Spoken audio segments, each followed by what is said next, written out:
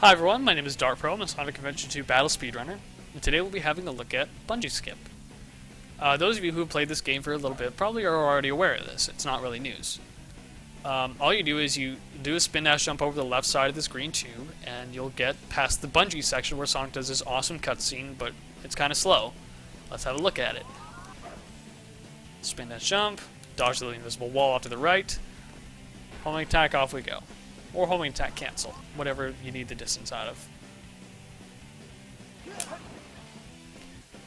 So I had a problem when I was doing Green Forest Wall Run, and that's it. You can't really do it quickly after getting a good one. You end up down here. So you could either run back there and do it normally, which is slow. You could spin dash up the right side here and get a whole bunch of vertical height, which is also slow. Or you could kill yourself and hope. None of those are very good. So I looked for an alternative, and it turns out there is one. If you get up on the left side of this, oops, almost slid to my doom, you can still get to where you want to go. All we're going to do is spin dash off the left side here, not spin dash jump, just spin dash, turn to the right to get Sonic to go to that area, and we're going to get there. Now the reason this works is because if you're jumping or you're going up a hill, the game takes away Sonic's horizontal speed. So if you do a spin dash jump, your horizontal speed goes down. But the alternative is also true. If you don't do a jump, your horizontal speed stays high. So that's going to give us some extra distance here and eliminate having to do the jump. We also have a slanty surface helping us out because our down is actually kind of towards where we want to go. And that down is going to stick with us throughout the spin dash if it's done properly. And that'll also give us a little bit more distance. The benefit here is that we won't have to wait for Sonic to jump and then come down. So we'll actually gain some time. And other than that, this is pretty much the same. Just spin dash, not jump, just spin dash off the left side of this, turn Sonic, tweak the camera to get it to follow us with your left trigger or whatever it is you use on your controller, and continue as normal. So let's see that work. Spin dash, turn, homing attack. Pretty simple. And this is about a second faster than doing the spin dash jump. A second is good. But you'll notice that I did this trick from basically where you end up if you do the Green Forest Wall Run. So you're probably asking, do I want to run all the way down there just to save a second? I don't think it's going to save anything then, and you'd be right. But the same trick actually works from up here. But because we cover a little bit more distance and we don't have the gravity effects to help us out, it's a little bit less safe. Other than that, it works pretty much the same.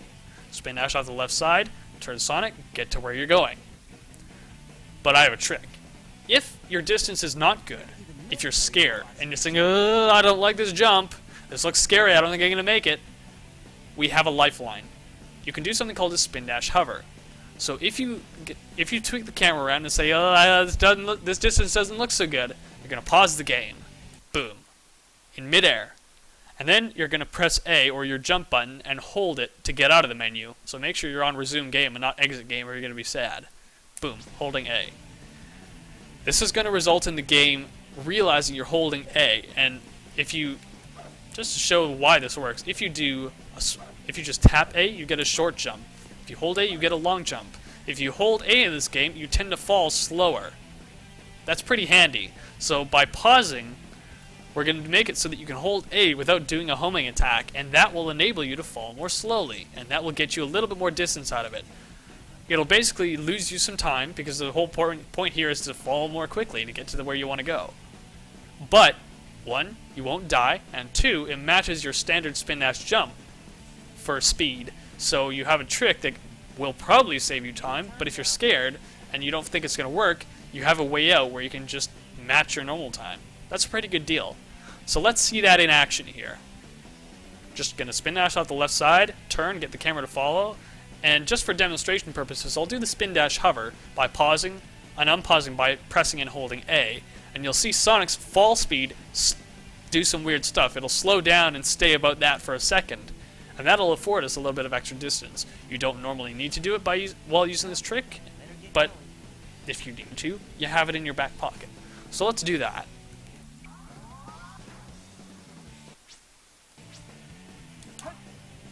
There we go. That was a really low distance one.